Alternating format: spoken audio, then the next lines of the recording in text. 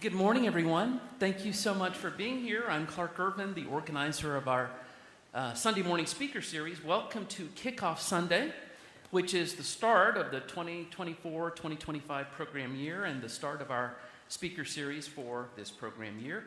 We are both honored and thrilled to have as our speaker this morning the 7th Secretary of Homeland Security, the Honorable Alejandro Mayorkas.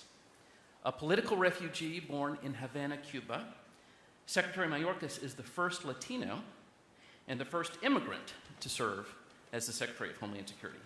He's had a distinguished 30-year career as a top law enforcement official, not just at DHS, but also at DOJ, and also as a lawyer in private practice. Previously, he served as the Deputy Secretary of Homeland Security and also as the Director of U.S. Citizenship and Immigration Service, both during the Obama administration. He began his government service in the Department of Justice as an assistant U.S. attorney in the Central District of California, and then after 9 years, he was promoted to become the youngest U.S. attorney in the nation. He earned a bachelor's degree with distinction from the University of California at Berkeley and his law degree from Loyola. And now we'll begin our program. We're going to vary our format a little bit at the Secretary's request. He will come to the podium, give a few opening remarks, and then he and Rob will have a fireside chat for 20 minutes or so. And then I'll come back up to the podium and we'll moderate some questions from you. So with that, please join me in welcoming Secretary Mayorkas and our Rector, Rob.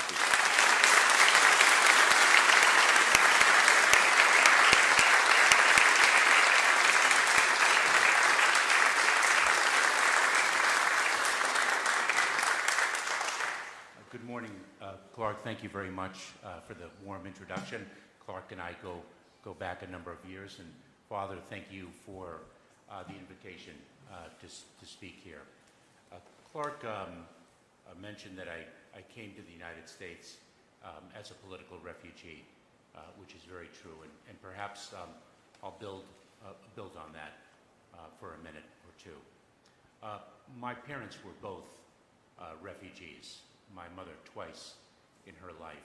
She fled the Nazis late during World War II. She fled Romania, the country of her birth, was able to get to France, and from France was only able to get to Cuba. Our nation's immigration laws at the time were not as open or welcoming to people who were fleeing persecution in those years. My father was born in Cuba, was educated, went to college here in the States, and returned to Havana to begin a business. He had an entrepreneurial spirit. Immediately after the revolution, he sensed difficulties, that the promise of the revolution was not to be realized, and moved my mother, my sister, and me to Miami, where so many Cuban Americans ultimately settled.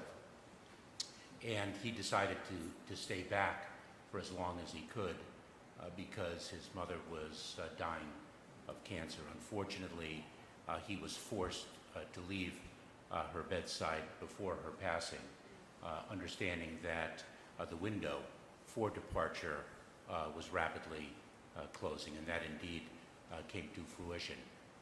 I grew up with a profound understanding of the meaning of displacement, what it means to lose one's home, the country of one's birth, and to surrender one's aspirations and try to develop new ones in a country with which one was not familiar. That was especially true for my mother. I also grew up in a home of intense patriotism because of what this country meant to my parents, and especially what it meant to them for their children, that we could grow up in a democracy and have the opportunities we ultimately did have. And I understood and deeply appreciated how precious an opportunity in life is. I had a very rattling experience when I was the Director of U.S. Citizenship and Immigration Services with respect to my identity as a political refugee and an understanding of my family's and my displacement. I traveled as a director of USCIS, the agency known by its acronym. I traveled to Nairobi, Kenya, to be able to visit a refugee camp on the Kenyan-Somali border where our personnel were interviewing individuals in the refugee camp there to determine their eligibility to ultimately resettle in the United States. And in Nairobi, in our hotel room, one began to hear the rumblings of the people coming to life for their daily work at about 2:30 in the morning. And one would look out one's window and see in the darkness the beginning of people moving, walking to work, because they walked miles and miles and miles to earn $1, to return to their home is not the right term, but to return to the slums in which they live, where there was no running water and the like. And it was extraordinary, the sacrifice and the toil that they underwent to make the most meager of income to barely survive as families. That Nairobi and those slums were the goals of the individuals whom I was about to meet in the refugee camp of Dadaab, which is on that Kenyan-Somali border. We took a little jumper plane and traveled over desert where all one could see for miles and miles was sand. And we landed on the outskirts of the refugee camp. And the refugee camp was designed for about 90,000 people. And at the time of my visit, it had 300,000 individuals there. And they slept on the sand. Some had little rugs on which they slept, and their roofs were either paper or plastic bags. And when the sun set, it was pitch dark and no electricity. And I sat in on an interview that our refugee officer was conducting of a family of 6, a father, a mother, and 4 children. And the refugee officer began her questioning of the family with the eldest of the 4 children, a 17-year-old woman. And our officer asked the woman where she was born. And she looked down, puzzled, not quite understanding the question. And then she looked up at our officer and said, I was born here. She had known nothing else for 17 years than Dadaab, sleeping on the sand, going to a school of sorts, having food shipped in by truck twice a week. I couldn't describe these people as poor, because poor to me, poverty to me, suggests that one has something, just not enough.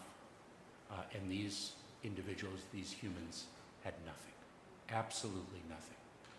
And at the end of the interview of all 6 of them, the father signed the document confirming the fact of interview. And I was very interested to see his signature. And I asked the officer if I could have that opportunity. And the officer gave it to me. And the signature was absolutely exquisite, incredibly elaborate. And I wondered what this father's past was, what his aspirations for his family were, and his displacement, and what he fled, and what he arrived to was so very different than my experience. And I use the term rattle because it loosened my foundation of identity as a refugee. I had to ask myself, can I consider myself a refugee? My father had a college education. He was able to integrate rapidly into the United States, though with some struggle, but not struggle, anything approximating that. And what it did was it brought to the fore my mother's philosophy upon being displaced and ultimately arriving here in the United States, which was very, very different than my father's. My father and mother shared fundamental values, but a very different perspective on themselves, on how they looked at themselves. My father was, you know, this is who I am. Love me, don't love me, take it or leave it. You can't teach an old dog new tricks. My mother, the absolute opposite, born of twice being a refugee. She said, Allie, every day is a new life. Something wonderful can happen that can change one's life gloriously. Something tragic could happen that really devastates one life and from which one has to rebuild and strengthen oneself. And therefore, we have an obligation to make ourselves better today than we were yesterday and better tomorrow than we are today. And that has been my anchor and my approach, not only to how I seek to live my life, but how I seek to be a leader and what I want for the institution that I lead.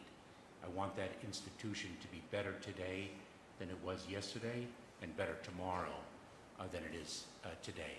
And I preach that, if that's the right word. I urge it, perhaps. I urge it to my colleagues because the challenges are very difficult in the remit that we have in the Department of Homeland Security, a vast remit. It is a struggle to ensure that the urgent does not overwhelm all that is important, and that we keep our focus on being better. That's what life is all about, and not better for our own lives alone, but to dedicate our lives to making others better as well.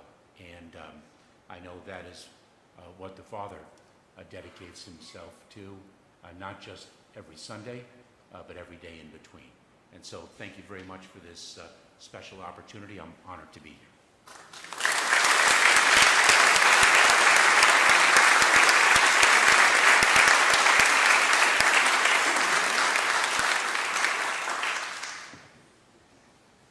It is really a pleasure and an honor to have you.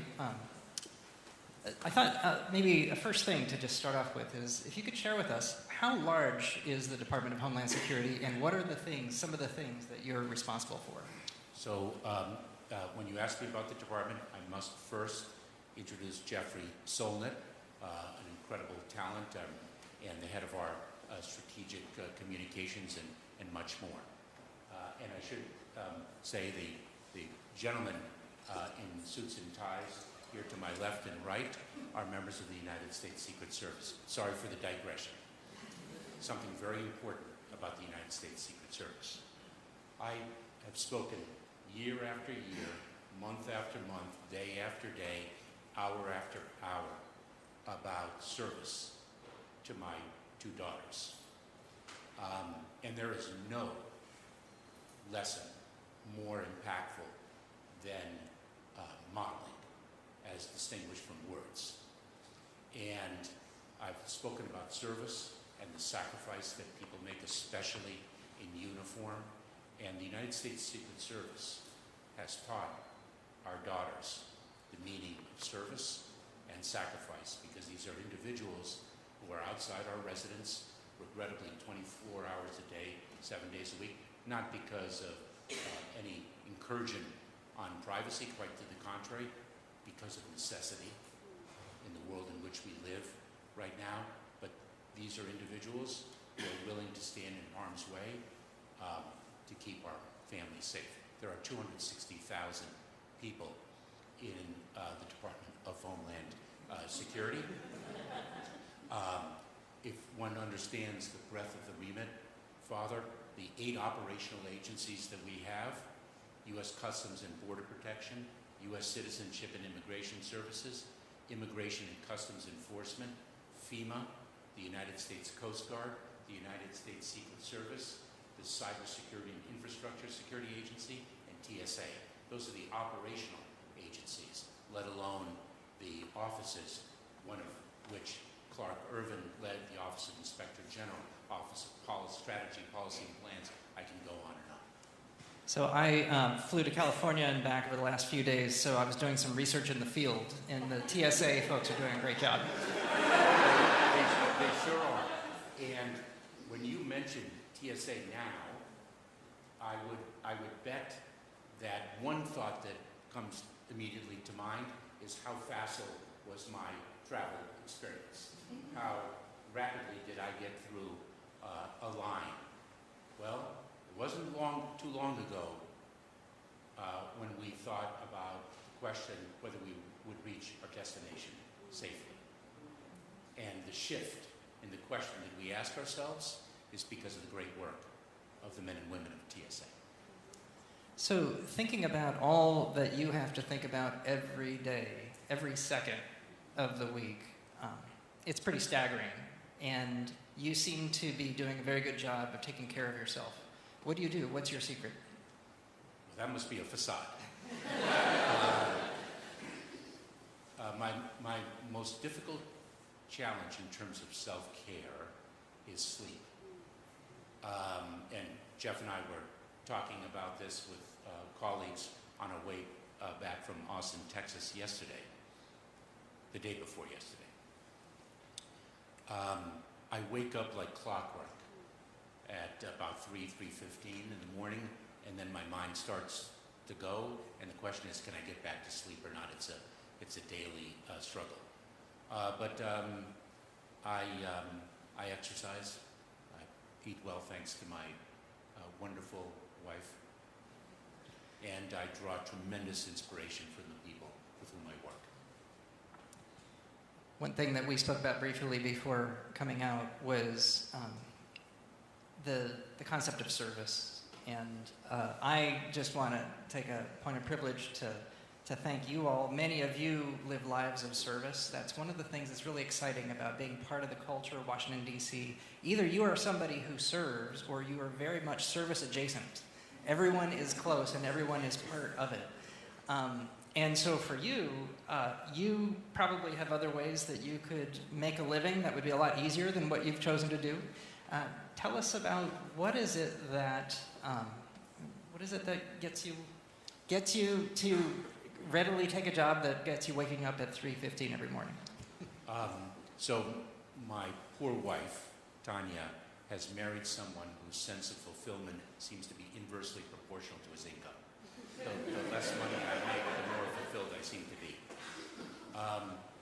This harkens back to what I said, Father, at the outset, which is the intense patriotism of the home in which I grew up. This country gave us everything, and it drove me to want to serve and truly give back.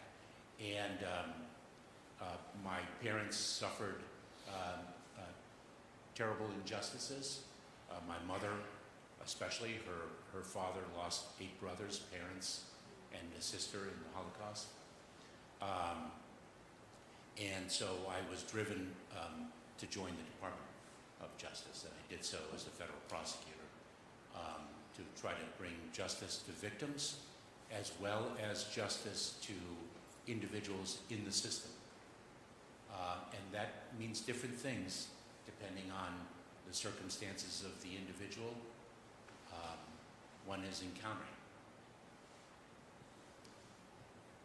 So in Hebrew scripture, there's a constant reminder, a refrain. Remember the stranger, the alien, the orphan, the widow, those who are most in need. And then it comes also with the constant reminder, remember, you too were strangers. You too were aliens once. Or I should say, you and your department have a responsibility to, first and foremost, it's called security. So it's, tending to rules, borders, things like that. But also, you're dealing with some of the most vulnerable people, literally on the planet, as you spoke about so eloquently. How do you balance the competing interests of compassion and then the needs of security and the realities of our political environment, where I think it's important to note you don't get to set what the laws are going to be. That's what Congress does. So, very important two questions, because the political environment is very different than the question of security and compassion. I actually don't find those to be in tension with one another. We have laws that provide for, allow for, and actually compel compassion. One of the three underlying goals of our immigration system is providing humanitarian relief. The other two are to contribute to the economic prosperity of our country and to reunify families. We can do that and ensure the safety and security of the American people. Those I do not find to be in tension with one another. The infusion of tension into that is actually a political phenomenon, and I will tell you that one of the surprises that I had in entering this job, it's not my first job at the Department of Homeland Security, it's my third, is I was surprised by the degree of divisiveness in our country. I thought it would have diminished, and it has not. And that political divisiveness creates tension and perhaps a competition between two goals that are not at odds with one another. So I have a friend who has been working in the city of Portland on disaster preparedness.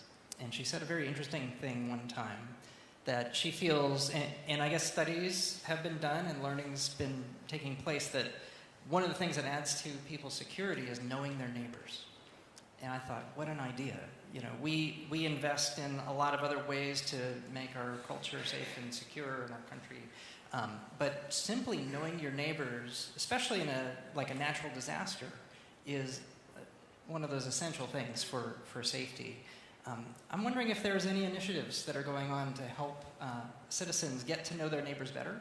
And what a great thing it would be if we had an initiative like that might actually be a twofer. It might help people bring down the temperature a little bit. If they got to know each other, we might bring down the partisanship. So we have something, I wouldn't say it's get to know one's neighbor. It's, what a wonderful initiative that would be. And getting to know one's neighbor would breed getting to take care of one's neighbor and one another. What a wonderful fundamental initiative that would be. We have something, we deal with successes as well as challenges. I just want to make that very clear, although the challenges, of course, are uppermost in mind in the public discourse. We have a very significant initiative for people to be aware when one's neighbor is exhibiting signs of withdrawal from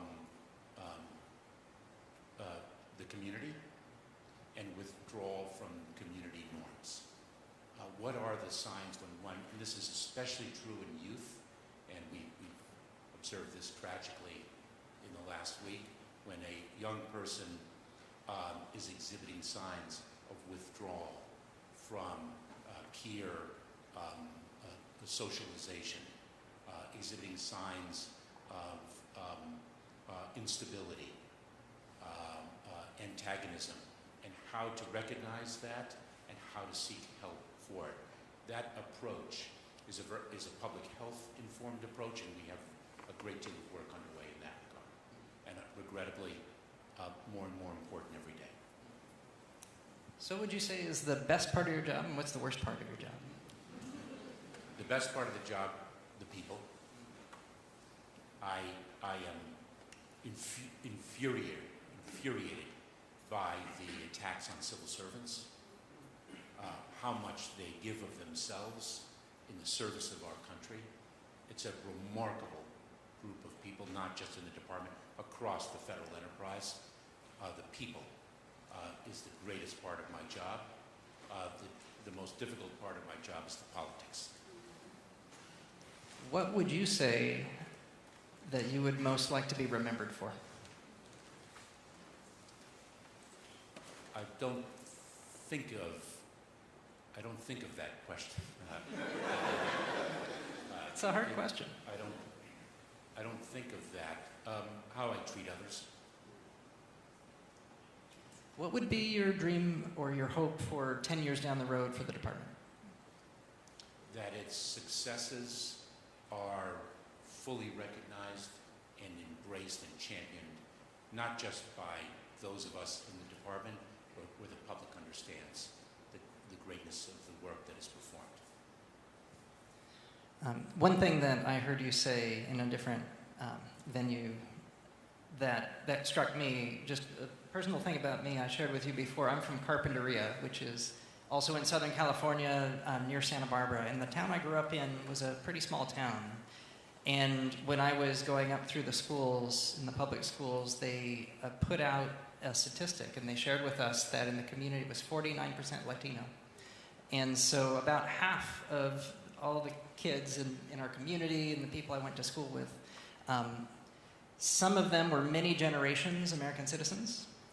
Some of them were relatively recently arrived as families, and some of them were extremely recently arrived. And these are the people I grew up with. And my mom was a teacher, and she was teaching also in the community and getting to know some of the families, especially those who were more in need and had struggles because of the very low income they were getting and all the struggles of a person who has recently moved. And so then when it hurts my heart when I hear the people who are coming seeking a better life and making brave sacrifices be demonized. And that's a word that I heard you use, and that for me is a really important, it's a theological thing. It's for humans to demonize other humans. And I just wanted to ask you if you have any words to share about that tone. I think you have captured it beautifully, Father. The demonization of others who are seeking a better life for themselves and their loved ones is a very sad phenomenon. We have laws that provide for those who can stay and those who can't. It is our obligation to enforce those laws, and we do. Taking a step back, we understand the plight, we understand the desperation that underlies the journey and all its dangers, the sacrifices that loving parents are willing to make for their children for a better life. Can one imagine the level of desperation of a loving parent to send a child alone to leave the country of origin, to traverse other countries, only to arrive at the very dangerous border between Mexico and the United States? It's staggering. I ask myself sometimes, what would my parents have done had they not been able to leave with us? What decision would they have made? There, but for the grace of God, is a question that we should ask ourselves. I spoke of my mother's ethic, if you will, approach to life. There's something my father instilled in me as well, and that I apply in the organization, hopefully effectively. It's also born of faith, which is that an organization chart is vertical when it comes to the division of responsibilities. It is perfectly flat, perfectly horizontal when it comes to the stature of every individual. Something very important. Actually sounds very familiar. That's kind of the theme of the sermon that I preached at 9 o'clock. I'll close with a difficult and maybe controversial question. Is it LA Dodgers or Washington Nationals? How are you? Good to see you. Such an easy question. I do not commit baseball team adultery. I grew up in Los Angeles. I grew up a diehard Dodgers fan. I have affection for the Washington Nationals, but my enduring love is for the Dodgers. Good. I also, as a lawyer, a smattering of applause. As a lawyer, I had the privilege of representing Vin Scully during one season to address a security issue that he had, and that only strengthened my love of the Dodgers. An exceptional human being. Now we know it. It's on the record. Thank you for that. Clark, are you?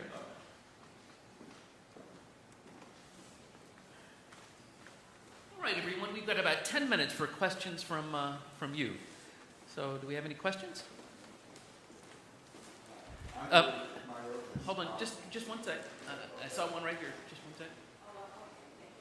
We'll make it short. Briefly, I just want to say, there is on good authority that there are those who are backing one of the candidates who is running for president. If he should lose, that they would take action in the streets of America to oppose that loss. What is being done by the office, your office, Homeland Security Department, to secure American safety? Did everybody hear the question? I will, if I may abbreviate it. There are, rumors. There's discourse that if the presidential election, if the outcome of it goes one way, there may be a provocation of violence, upset following. And what are we doing to prepare for it? Our responsibility is to be prepared for different eventualities in every area of our work. Extreme weather to results of elections and the like. And so what we do is we prepare. We scenario plan, we exercise, and Homeland Security is not exclusively the responsibility of the Department of Homeland Security. It is not exclusively the responsibility of the federal government. It is an all of community responsibility. And the front lines are actually in communities, in neighborhoods around this country. And so we work very closely with state, local, tribal, territorial, law enforcement, nonprofit organizations, civil society. It takes all of us to be ready, to understand what the possibilities are, and to have plans in place. I am optimistic that peace and our history of the peaceful transition of power in whatever direction that goes will prevail. Someone over here, Frank. Thank you, Mr. Secretary, for coming. Thank you for those very inspirational words. In response to Rod's question, first question, you mentioned all the operating agencies in the Department of Homeland Security. When the department was established over 2 decades ago, those were all independent agencies or working for other departments with separate histories, separate origins, separate cultures, separate processes and procedures. Several of your predecessors have talked about both the challenges and the opportunities of creating maybe not a singular identity, but a you assess the status of that journey under your leadership? Did everybody hear the question? I listed the 8 operational agencies within the department. Most of those were independent before the department was created. A number of my predecessors and a number of thought leaders in this space have spoken about the challenges and opportunities of the assemblage of agencies, the need to work more cohesively, a word I use very often, the cohesion. How would I assess that? I think, interestingly, there have been discussions over the years about breaking it apart. It's too big. It's too unwieldy. I actually think the department is more fit for purpose now than ever before. If one takes a look at the intertwinement of the missions, how they overlap in so many different ways, I think we're fit for purpose. I think we've made strides in cohesion. I think it's very much a work in progress. You know what's interesting? I'll just give you one example. When an issue set involves multiple agencies, the default position of the department historically has been to land it at headquarters, so that there's no, if it's in one of the agencies, that agency might have a bias towards its own equities. Well, we will never build cohesion if that history continues. We have to be able to place a multi-agency issue set in one agency because it's operational in nature. Headquarters is not operational, the operational agencies are. Place it in one place and ensure that that agency can address the multitude of equities that issue set involves. That's what drives cohesion. It's very much a work in progress. I'm proud to say we've made progress. We've got a ways to go. I think we've got time for 2 more. Elizabeth, I see you in the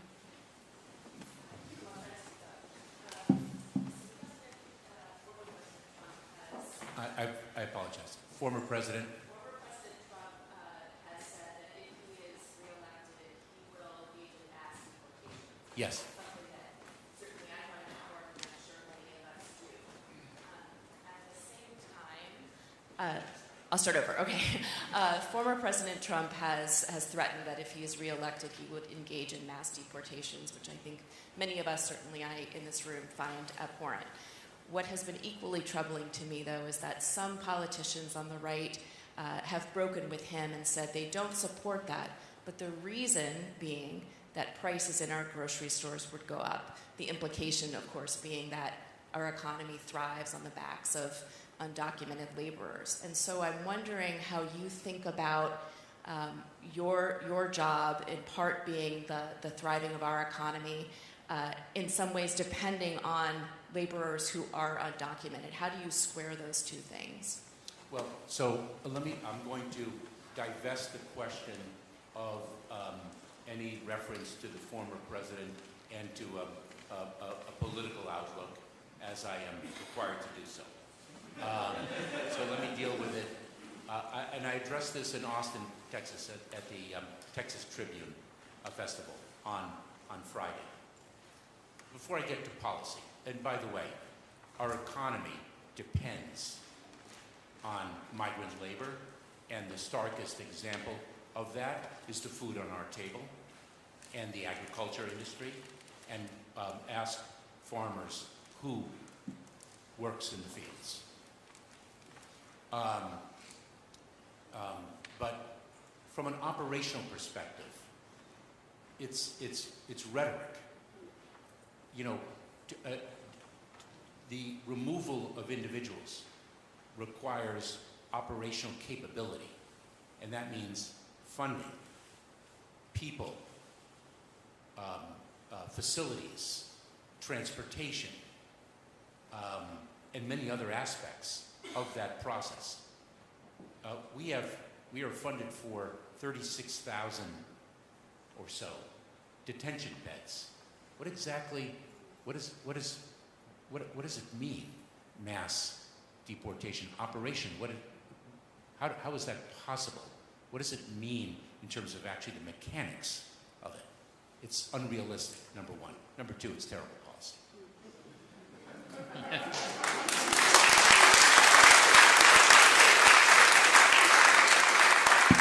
Final question, Philip. So, why do we have such a problem at our border? People are fleeing these terrible circumstances that you alluded to. People don't really want to leave home because that's where friends and family are. Wouldn't it be wonderful if we could use our largesse and help uplift people living in our backyard, Central and South America, where many of these immigrants are coming from? I'm a believer in investing with a promise for return. Do you have any sense for what kind of investment would we have to make to uplift our neighbors so that they don't want to leave and flee the violence, that they do have economic opportunities and security? And then that would be a lighthouse to the rest of the world, capitalism and democracy. How much investment would that take? So, did everybody hear that question? The difficult for me to quantify, but let me say this, that is one of the pillars of our strategy. One of the pillars of our strategy, and that pillar is the one that the Vice President has led, is investing in the countries of origin. That is a long-term effort. It has been done in the past. It's also been regrettably ceased before the fruits of it were realized. But we did that with Colombia, Plan Colombia. By the way, Colombia has received almost 3 million Venezuelans and regularized, I think, about 2.5 million who are now integrating into Colombia.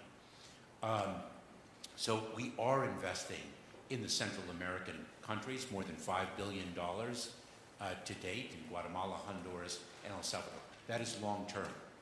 We are also building lawful pathways for people to be able to reach the United States and seek humanitarian relief outside the hands of the smuggling organizations that have become necessary vehicles. They control the land of movement. It's tragic. It's tragic. So fundamentally, the answer is addressing the root causes of why, because they don't want to leave. They feel they must. I want to say a big thank you on behalf of all of us for sharing some of your precious time with us today. Thank you.